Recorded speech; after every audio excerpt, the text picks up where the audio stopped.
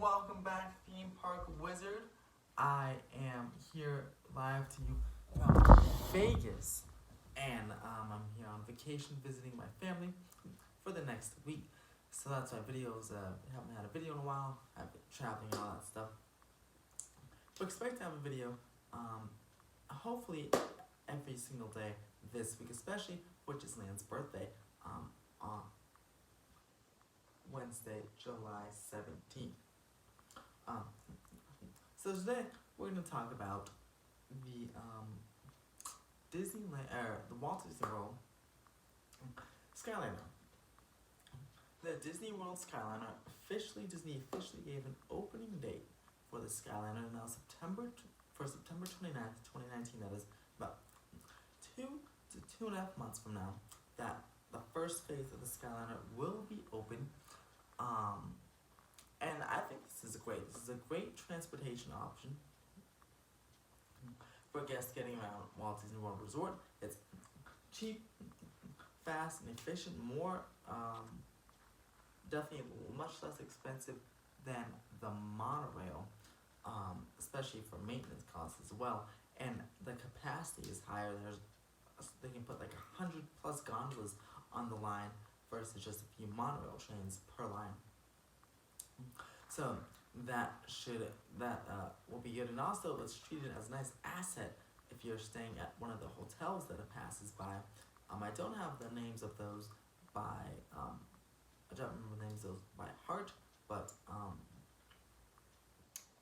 in a later video I'll look those up and I'll see which hotels it passes by. But and the stations themselves, it takes up very little space. The monorail stations are pretty big, and the monorail beams are pretty big, but the beams for the Skyliner and the stations for Skyliner take up like a relatively small space. Like, for example, Hollywood Studio Station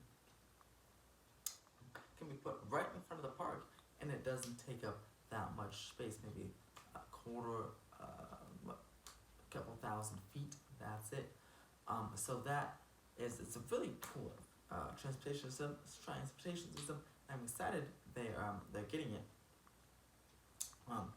Definitely better than a monorail expansion, in my opinion. Definitely much cheaper, but some of the concerns people have had is with the AC.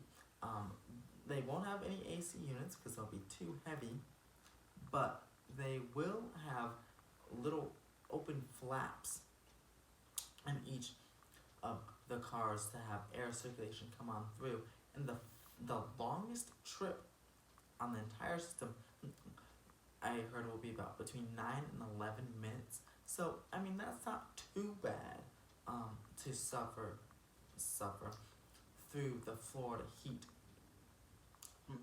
Especially without ventilation, it should be okay for about 9 to 11 minutes. And the shortest trip is as short as 4 minutes. So that should be a no-brainer. Those things, if you've seen the testing footage, those things have been flying. They fly along. So I don't think the heat will be a problem there, luckily, for the system. And for those wondering about evacuation procedures for the Walt Disney World Skyliner, I saw a video on Twitter, a picture on Twitter of them practicing the evacuation system for if you're over water. And of course, they have rafts and lifeboats where they come up and they'll get you by the ladder, almost like how when SeaWorld San Diego's Bayside Skyliner had stopped due to high winds. It took a few hours, but they eventually got everyone down safely, one by one, via a ladder. So that is that. So comment below, guys, how excited you are the Walt Disney World Skyliner. Will you be using the Skyliner when it opens on your next visit to Disney World? Comment below your thoughts. Would you rather another form of transportation? And also, would you want the Skyliner to go more places?